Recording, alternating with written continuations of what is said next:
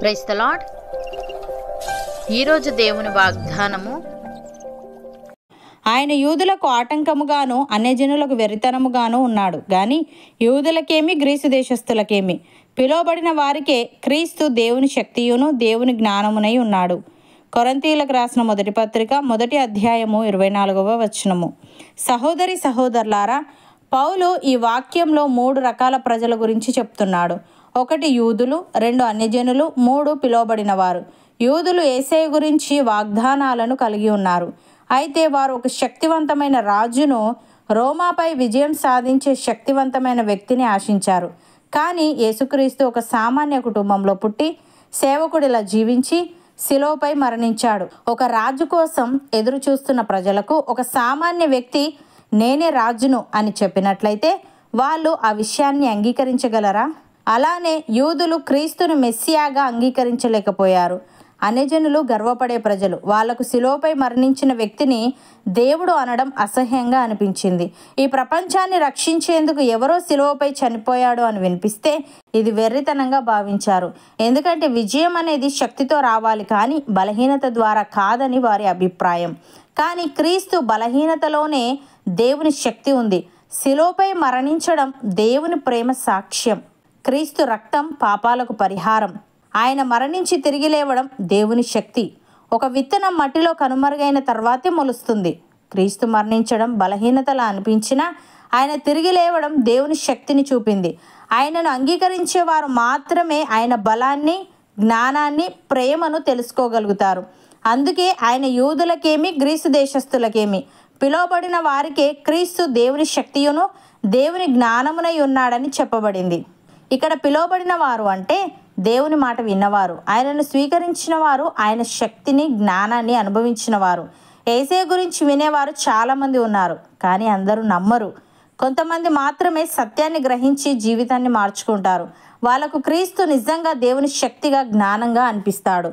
భక్తుడు ఈ విధంగా అంటున్నాడు, దేవుని చిత్తము వలన యేసుక్రీస్తు యొక్క అపోస్తలుడుగా నుండుటకు పిలువబడిన పౌలును, సహోదరుడైన సోస్తెనేసును, కొరింథులోనున్న దేవుని సంఘమునకు అనగా క్రీస్తు యేసునందు పరిశుద్ధపరచబడిన వారై పరిశుద్ధులుగా ఉండుటకు పిలువబడిన వారికిని మనకును ప్రభువుగా ఉన్న మన ప్రభువైన యేసుక్రీస్తు నామమున ప్రతి స్థలములో ప్రార్థించి వారికి అందరికీ శుభమని చెప్పి వ్రాయినది. మన తండ్రి అయిన దేవుని నుండి ప్రభువైన యేసుక్రీస్తు నుండి కృపా సమాధానములు మీకు కలుగునుగాక. క్రీస్తు యేసునందు మీకు అనుగ్రహింపబడిన దేవుని కృపను చూచి మీ విషయమై నా దేవునికి ఎల్లప్పుడూ కృతజ్ఞతాస్తుతులు చెల్లించుచున్నాను. క్రీస్తును గూర్చిన సాక్ష్యము మీలో స్థిరపరచబడినందున ఆయన యందు మీరు ప్రతి విషయములోనూ అనగా సమస్త ఉపదేశములోను సమస్త జ్ఞానములోను ఐశ్వర్యవంతులైరి గనుక ఏ కృపావరమునందును లోపము లేక మీరు మన ప్రభువైన యేసుక్రీస్తు ప్రత్యక్షత కొరకు ఎదురు చూచుచున్నారు. మన ప్రభువైన యేసుక్రీస్తు దినమందు మీరు నిరపరాధులై ఉండునట్లు అంతము వరకు ఆయన మిమ్మల్ని స్థిరపరచును. మన ప్రభువైన యేసుక్రీస్తు అను తన కుమారుని సహవాసమునకు మిమ్మల్ని పిలిచిన దేవుడు నమ్మదగినవాడు అని. ప్రియులారా, దేవుని ప్రేమించి వారికి అనగా ఆయన సంకల్పము చొప్పున పిలువబడిన వారికి మేలు కలుగుటకై సమస్తమును సమకూడి జరుగుచున్నవని ఎరుగుదుము. ఎందుకనగా తన కుమారుడు అనేక సహోదరులలో జ్యేష్ఠుడగునట్లు దేవుడు ఎవరిని ముందు ఎరిగెనో వారు తన కుమారునితో సారూప్యము గలవారవుటకు వారిని ముందుగా నిర్ణయించెను. మరియు ఎవరిని ముందుగా నిర్ణయించెనో వారిని పిలిచెను, ఎవరిని పిలిచెనో వారిని నీతిమంతులుగా తీర్చెను, ఎవరిని నీతిమంతులుగా తీర్చెనో వారిని మహిమపరచెను. ఇట్లుండగా ఏమందుము? దేవుడు మన పక్షమున నుండగా మనకు విరోధి ఎవడు? తన సొంత కుమారుని అనుగ్రహించుటకు వెనుక తీయక మన అందరి కొరకు ఆయనను అప్పగించినవాడు ఆయనతో పాటు సమస్తమును మనకెందుకు అనుగ్రహింపడు? దేవుని చేత ఏర్పరచబడిన వారి మీద నేరము మోపువాడెవడు? నీతిమంతులుగా తీర్చువాడు దేవుడే. శిక్ష విధించువాడెవడు? చనిపోయిన క్రీస్తు యేసే.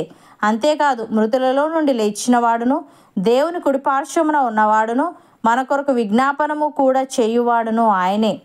అపోస్తలుడైన పౌలు ఈ విధంగా అంటున్నాడు, శిలువను గూర్చిన వార్త నశించుచున్న వారికి వెర్రితనము గాని రక్షింపబడుచున్న మనకు దేవుని శక్తి.